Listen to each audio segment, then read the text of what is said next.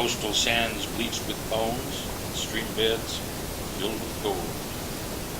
Kind of hooked you, didn't it? Very good morning, everybody. I'll begin by thanking you for coming. And as we say in my country, kia ora.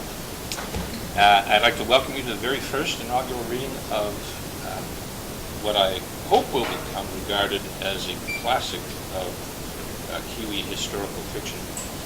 In fact, that's not probably quite true. I know it will be regarded eventually as a classic of Kiwi historical fiction. I'd like to thank Leslie and Christine, two of the most magnificent librarians in the Southern Hemisphere. And making her inaugural appearance on the tour is Tanya, my new audiovisual guru, who will, for posterity, preserve all the awkward moments that you're about to partake in. For those of you who don't know me, my name is Lawrence Winkler, and I am a local author from halfway around the world. I'm on the other side of the country from Alanis Morissette, so I have that excuse.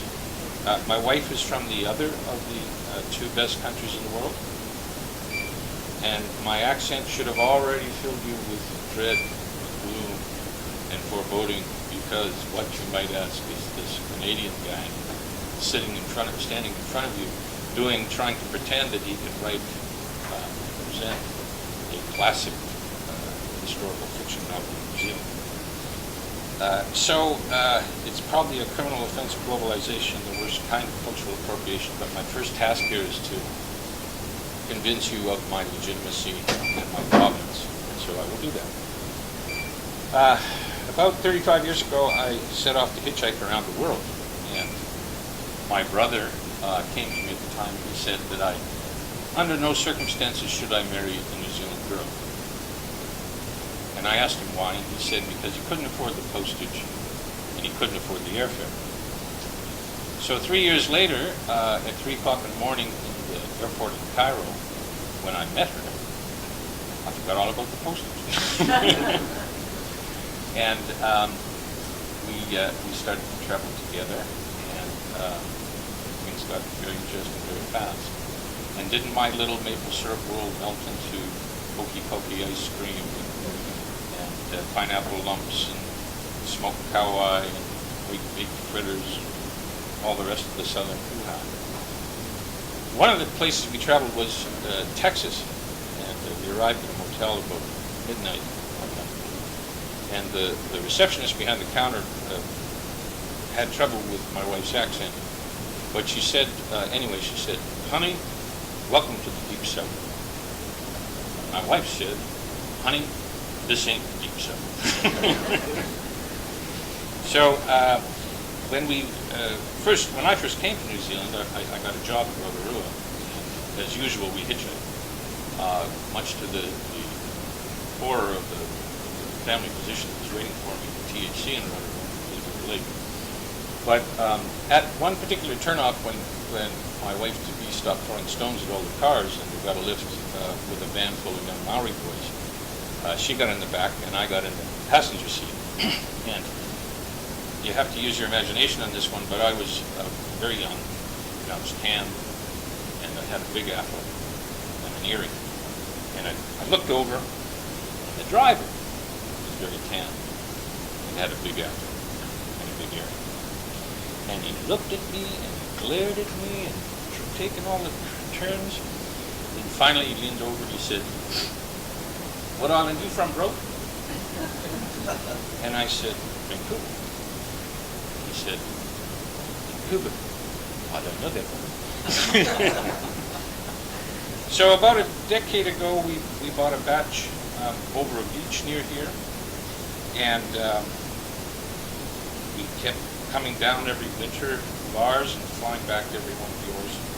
And I didn't think very much of it at first, because I, like all other Kiwis at their batches, all we did was barbecue and fish and get sunburned.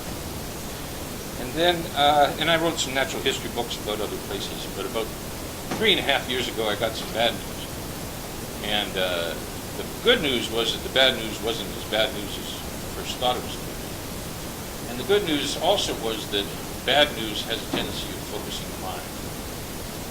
And so what I did is I I channeled Hemingway a little bit. He said, I remember him writing, "But you are more alone because that is how you must work, and the time to work is shorter all the time. And if you waste it, you feel you've committed a sin for which there is no forgiveness." And I was burning to write a book about the batch and the beach. From the point of view of things that I always write about, which are the plants and the animals and the natural history of the place. And I'd written one about a homestead in Vancouver Island several years before. It wasn't a bestseller, but I figured check the time out. So I went to my wife and I said, "I want to write this book." She said, "Under no circumstances will you write that book." And I said, "Well, why not?" She said, "Because if you write that book, everybody's going to know where we live. If everybody knows where we live, then my privacy is gone."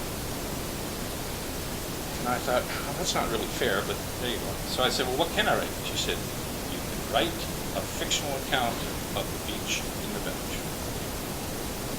And I asked her, I said, "Are you sure this is going to work, that nobody else is ever going to know where we live?" She said, "That ought to do it." So I'm not a novelist. I write narrative nonfiction. And so the next question you have to ask is how I made the shift from natural philosophy to epic storytelling. Well, I didn't start with a plot. I started out backwards with two inherent contradictions. The inspiration came from my existential slap, from the nihilism, from the chaos, from the pain. And I started the same way as I started the nonfiction stuff, with random acts of observation. Questions came in bursts about what was here, why it was on the beach at the batch, how it was named, why it was named that, how did it fit into the grand scheme, how did it function, live and die. And this process of deliberate inquiry became a catalog of all the backyard elements of places and people, and things and ideas. And then it began to form its own narrative. It became a meaning-making time machine with causality, centrality, form, shape, landscape, and voice. And I started to wonder what other dramatic events might have occurred just down there on the beach below the batch, through New Zealand's brief but turbulent history. And then finally it became an anthem. So the bolt hole is a big brass band of arpeggios, major chord snapshots in time and space, a celebration of three men over as many centuries as in New Zealand, a saga of individual coromandel conflicts between two Maori chiefs, two gold miners, two recreational property owners, whose lives and deaths ultimately connect in a rock cave containing a skull, a silver button, and a green stone float. So in my compositions, I try and encompass three basic truths. One, everything has a story. Two, we protect what we love. And three, we write what we know. There was a reviewer that called me a lyrical chronicler of the science and poetry of nature. I like that.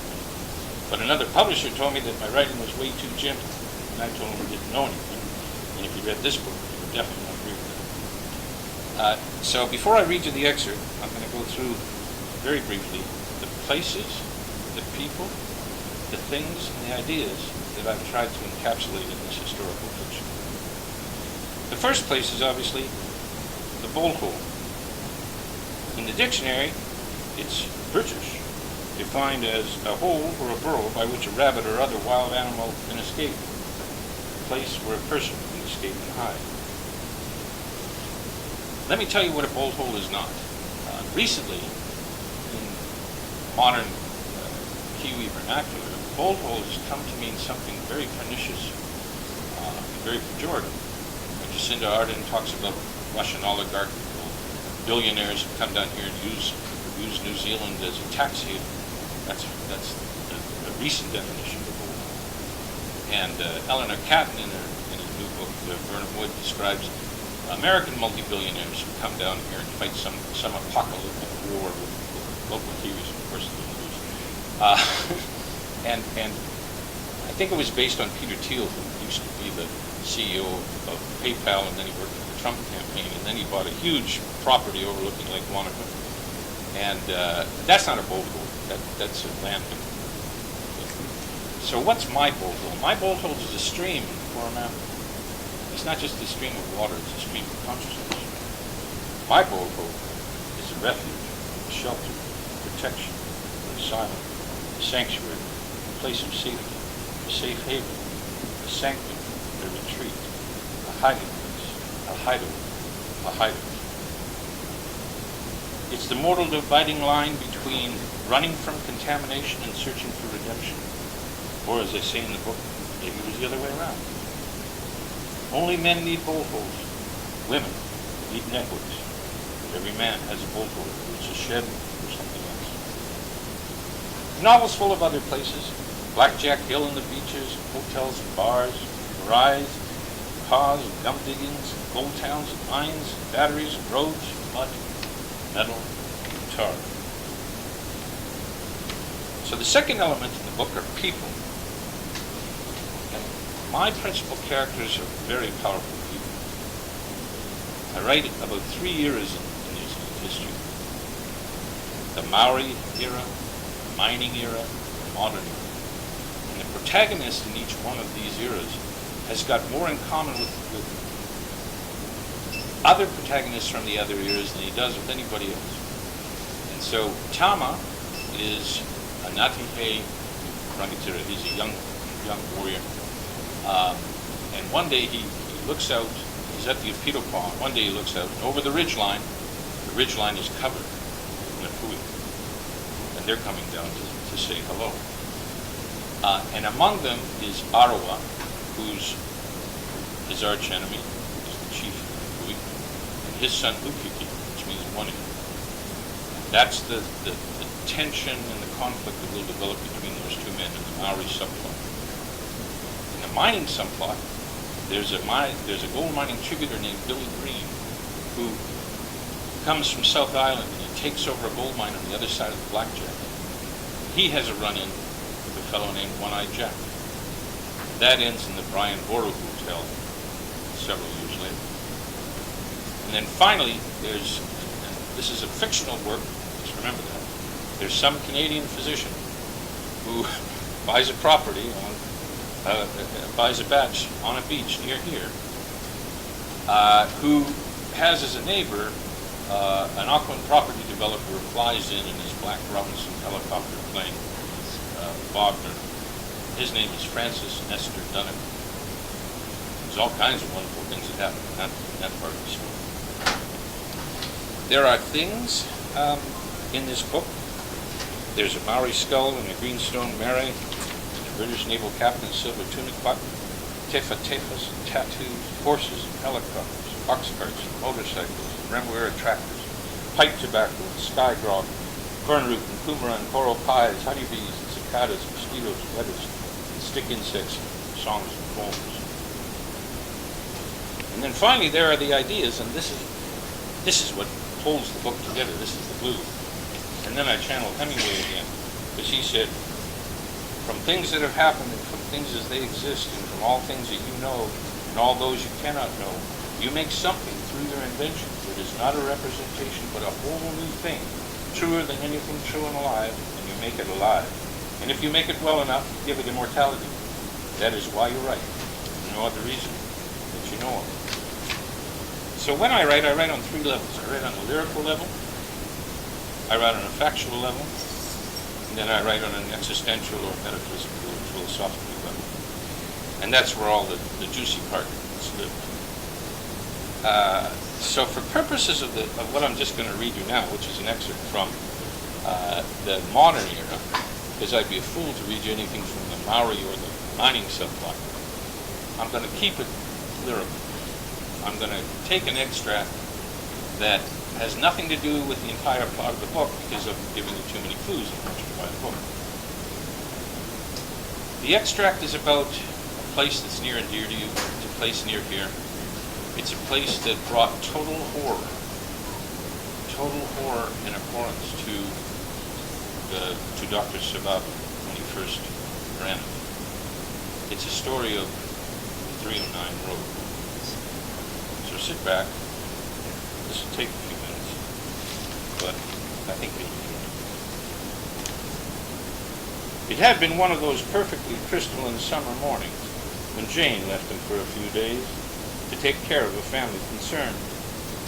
Her Uncle Bill suggested Dr. Sababa drive his son's old copper-color Holden H2 station wagon north to camp in the furthest forest of the peninsula. "Take the bronze whaler," he said. "It's a great way to disappear for a few days and see the remote part of the Coromandel." Dr. Sababa eyed the massive metal machine in Uncle Bill's driveway with suspicion. "It's big," he mumbled. "It's indestructible, mate," said Uncle Bill. "Runs like a buck rabbit." Dr. Sababa accepted the offer with alacrity and gratitude and asked Uncle Bill for directions to the remoteness. "I'll take the 309 just south of town," he said. "It twists and turns and a few potholes, but from Whitianga, it's 22 kilometers of winding road on a northwest diagonal along the Mahikiro stream to Coromandel town on the east coast. From there, it's straight up the guts to Colville, beyond." Dr. Sababa asked him why it was called the 309. "Number of bends in the road," said Uncle Bill. "Or the number of minutes a horse and buggy took to drive it. Not sure which."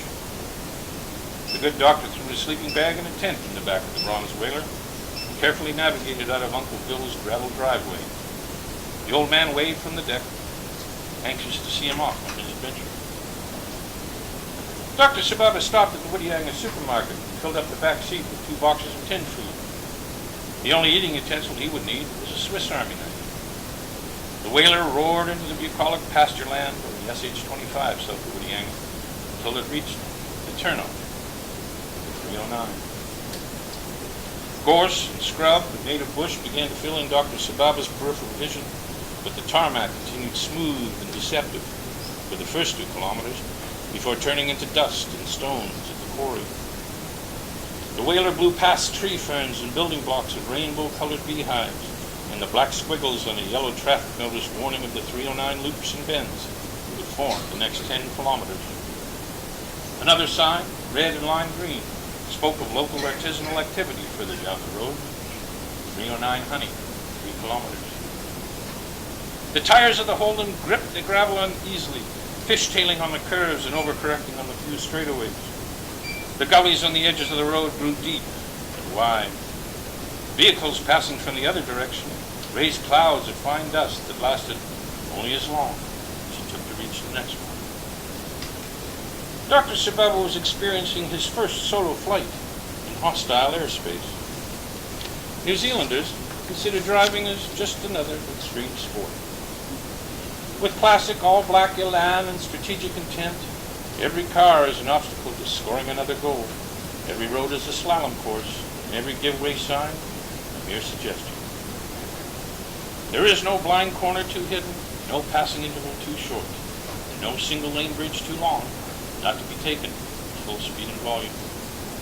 Kiwis don't so much drive as aim, and what Dr. Sababa was soon to discover, the rules of engagement were the same on the motorways as on the poorest, narrowest, corkscrewiest excuse for a road like the 309. What had started as an excursion was quickly turning into a race between Dr. Sababa's skill in mastering the bronze whaler and the 309's determination to become more and more unnavigable. A short burst of pavement at the Old Coach Road turnoff promised civility, before the 309 snatched it away. The road began to rise towards the 300-meter summit at the halfway mark, but Dr. Sababa would never see it, nor the Cowrie Grove, nor Wyo Falls, nor Castle Rock, nor the Chiltern Reserve, nor Coromandel Township, at least on that day. The gravel narrowed and climbed into a precipitous horse track of tight, blind curves, squirming between sheer drop-offs into space on the left and retaining walls and steep gray-wacky bluffs on the right. The guardrails along the sheer drop-off side were made of thin wooden planks painted white, whose function was obviously not to prevent the vehicle from falling into anonymity, but to confirm that this was indeed the direction. It was around one of those gritty turns that Dr. Sababa found himself on a collision course with a large white luxury vehicle, hurtling around the corner on his side of the gravel. 4 young girls appeared to be chewing gum and chatting at the same time, and one of them was pushing her multitasking skills to the limit in attempting to aim her vehicle. Dr. Sababa, with his lightning-fast analytical ability, came to 3 sequential conclusions in a matter of milliseconds. The first was that these young women were likely from Auckland, given the gap between their age and the cost of the means of their transportation, their obliviousness to the rest of the world, and their straw hats.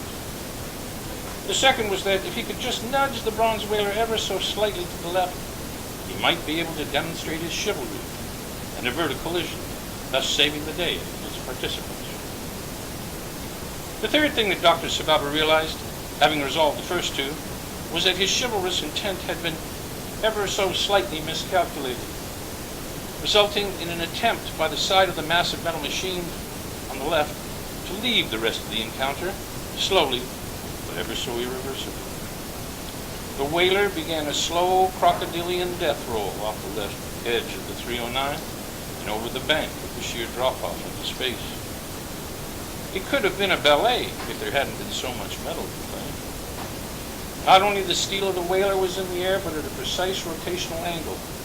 All the tinned food in the back seat boxes flew onto the field, into the cockpit airspace, and around the befuddled expression on the twirling face of the good doctor. Fortunately for Sababa, Uncle Bill had been right about the indestructibility of the old Holden wagon. In 3 complete axial revolutions through the solar system and down the steep embankment, the bronze whaler did not break. It did, however, lose most of its height, as the roof was crushed nearly flat by the impacts with the slope, before it was stopped and jammed immobile by a large old realm tree that had spent its life waiting for this precise moment halfway down the escarpment. Dr. Sababa was stunned by the accident, but relieved he was still alive and that none of the cans had smashed his skull. His passenger side doors were impacted tight against the tree the car was leaning on, but he wasn't terribly concerned. Sababa was confident that the young girls from Auckland would stop and inquire after his well-being, and together they would devise a safe way to extricate himself from his chivalry. Alas, the young girls from Auckland were indeed from Auckland, and had continued on their way without giving Sababa's fate so much as a second thought. Which brought him, with his lightning-fast analytical ability, to his 4th conclusion in a matter of milliseconds. 30 feet below the sheer drop-off, he was immobilized in a massive metal machine, surrounded by more sheer drop-off. Carefully, he opened his driver's side door, feeling the whaler shudder under him. The wagon, exactly balanced on the pillar between the passenger side front and rear doors, was not in a forgiving mood for any more mistakes. Sababa gently pushed his door straight up, waited for it to catch, and slithered onto the slope, reaching for any branches or shrubs that might provide him a handhold to survival. He struggled up the bank, digging his soles into whatever they could find, resting, and then he climbed. 20 minutes after his tumble, Dr. Sababa emerged scratched and shaken but safe onto the gravel roadbed that had tried to kill him. The silence was unnerving. He began to stumble back towards Whitianga turnoff, but had not walked far before he caught a lift with a farmer heading into town. "What happened to you?" the farmer asked. Dr. Sababa told him the short version, emphasizing his shock and surprise at the actions of the young girls from Auckland. "We call them Jaffas." "Jaffas?" asked Sababa. "Just another fucking Auckland," said the farmer. "You'll likely meet more before you die." A period of silent contemplation followed. "There's supposed to be 309 curves on this road," Sababa said. "And?" asked the driver. "I likely didn't make 50 of them." The farmer dropped Sababa at a garage on the edge of the township. A thin, older man in blue overalls came up from under a car. He hadn't said a word before Sababa launched into a cathartic explanation of his travails, the accident, the predicament of the bronze whaler, its relationship with the rest of the family, the Jaffas, and other topics, some totally irrelevant. "It's down the 309 road," he said, finally, as an admission of defeat. The mechanic motioned him to get into the dilapidated tow truck the same color as his overall. He didn't speak as they drove back down into the belly of the beast. Less than 50 curves later, Sababa pointed to the edge of the road he had taken the whaler over. The mechanic motioned him out of the truck, exited his own door, went around to the business end of the vehicle. He took 2 large iron bars and drove them into the roadbed, its distance apart, with a sledgehammer half his size. He swung himself onto the hook and rode the winch cable over the bank. The speed at which his blue overalls disappeared over the sheer drop-off into space pulled a gasp from Sababa. The man moved like he was executing a pivot in a rugby scrum. For as much as Sababa knew about both the man and the game, he may as well. Minutes later, his blue overalls rematerialized back from over the edge and onto the truck bed. The mechanic commenced pulling levers and pushing switches until the cable tightened, and a mighty grumbling began beneath them, 30 feet below. Dr. Sababa trembled with the terror of the exercise and what disastrous results he might bear witness to if this taciturn grease monkey was not up to the challenge. But his torment was unnecessary. Slowly, leisurely, the bronze whaler made a steady 90-degree turn, her bonnet now facing up toward the roadbed. He tugged on another lever and she began a steady crawl up towards the bank, swerving like the copper shark she was. Another heave and the Holden climbed under the 309, facing back towards the direction she had come. Her roof was crushed to the waistline, her windshield and windows were blown out, but she and every can from the supermarket was otherwise all there. The mechanic blew on 2 fingers, put the key in the whaler. The engine roared into life. Dr. Sababa's mouth was open in awe. Think you can drive her into town, Mike? It was the first thing the man had said. He nodded. How much do I owe you? Asked the good doctor. $40, he said. Sababa paid him before anything more could happen, and watched the mechanic drive away. Clearly there were all kinds of Kiwis, and this man was a seraphim angel of the highest order. Dr. Sababa found his drive back to Whitianga embarrassing. He felt every vehicle he passed snickering at the whaler, especially because his visibility was windy and less than 5 inches high. He pulled into Uncle Bill's driveway, half relieved, half paralyzed, to find the old man still sitting on the deck where he had left him, not 3 hours earlier. Quick trip up the peninsula, observed Uncle Bill. Best up than over, Sababa said. How'd you like the 309? Asked Bill. The road of excess leads to the palace of wisdom, I said. Looks like you found both today, said Uncle Bill. Bill, Sababa asked, you know anything about Jaffas? They live in the Bombay Hills, he said, in the clouds above us.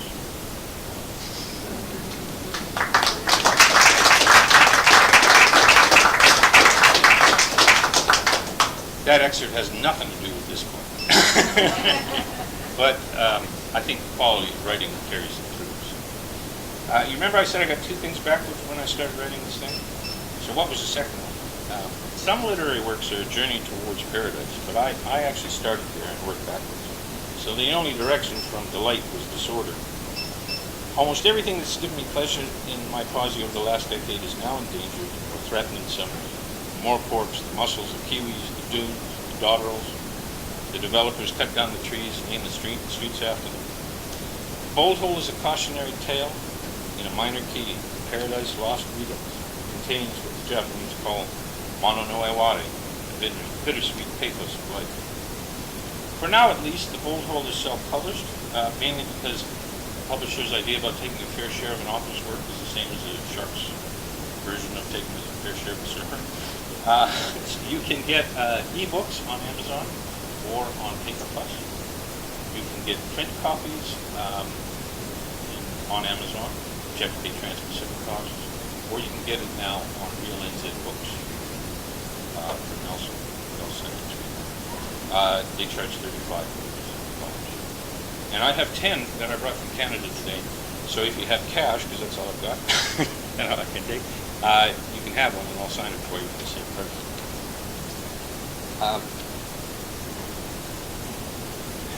Everything has a story. Protect what we love. We write what we know. Only words last forever. The Bold Hole is my anthem. My backyard theater. Once again, I'd like to thank you for coming. Hopefully, I've enticed you into wanting to read more. And I'm happy to answer any questions you might have.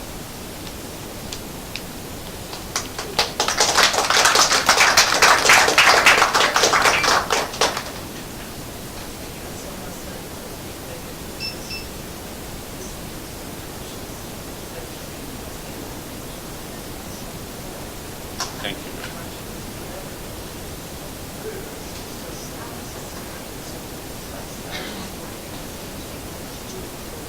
Thank you very much.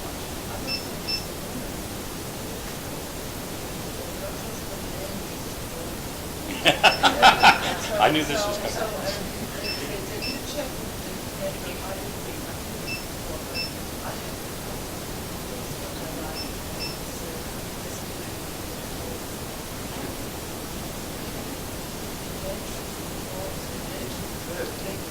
They should.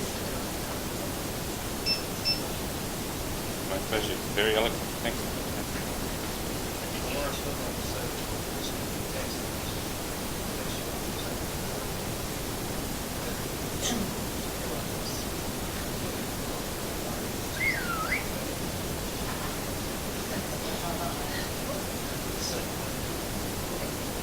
I've got a dozen stories like that. Yeah, it's true.